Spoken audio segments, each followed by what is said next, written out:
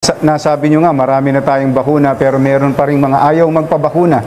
Isusulong po ba ninyo ang mandatory vaccination at ibabawal nyo rin ba na lumabas ng bahay, pumasok ng trabaho at makasakay ng public transportation ang mga non-vaccinated?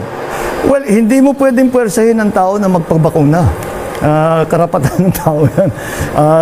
Isipin ninyo, kung nasa ospital ka, may sakit ka, sasabihin ng doktor, dito ka muna, mga 3 araw ka pa. Ayaw mo na. Kahit anong sabihin ng doktor, kung ayaw, gusto mo nang umuwi, pwede ka nang, you can sign yourself out. Sabi ko, hindi, ayoko na. Gusto ko sa bahay, doon ako magpapagaling. Same thing with the vaccine. Kung ayaw magpa-vaccine, hindi mo naman pwedeng puwersahin yan. Pero, we have to think of public safety. Kaya yung no vax, no ride, in principle, mukhang tama yun because iniisip mo na yung hindi, kung ayaw talaga ng tao, that's the risk that they take. And that's the right to take that risk. It's an assumed risk. So, wala tayong magagawa doon.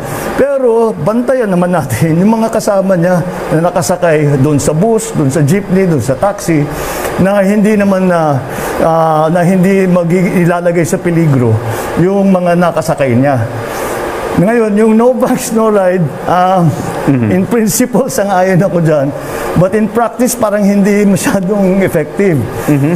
Dahil ang daming exemption, ang daming required na documents, hindi naman kaya ng konduktor yun sa bus. Pati yung pulis, hindi alam kung ano yung hahanapin ng dokumento. Tama. So, I think we have to find another way to separate those vaccinated and non-vaccinated.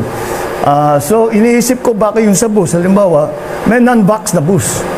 Yung mga ayaw magpabakuna, dito kayo sasakay. Sa tren, ganun din. May bukod may, na bagon. May isang Coach. car.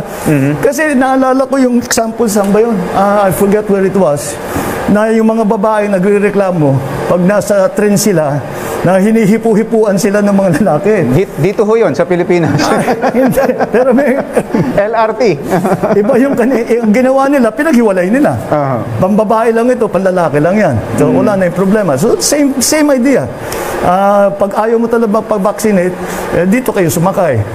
Kung yung mga vaccinated, dito kayo. Para mas madali.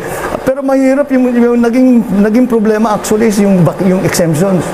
Dahil how do you prove that you're an essential worker? How do you prove all of these things? That you're part of you're one of the categories na exempted. Medyo masalimuot ang implementasyon. Mahirap talaga ang implementation. On the ground, hindi naging maayos ang pag-implement. Okay. Thank you, Senator Dennis.